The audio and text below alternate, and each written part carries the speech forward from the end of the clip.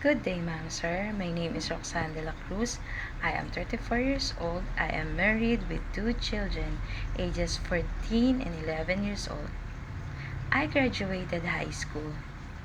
I work as a housemaid and nanny at Forbes Park, Makati City, Philippines, to Mr. and Mrs.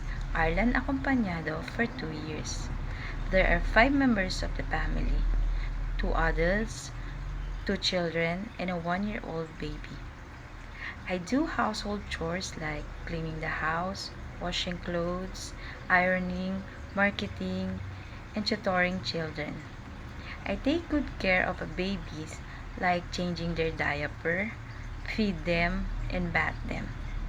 I want to work in Hong Kong to earn money and have a better living to support my family.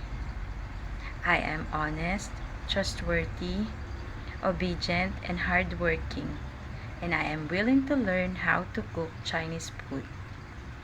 I promise to finish my 2 years contract with you, and I am willing to renew if needed. I hope to see you soon. Thank you.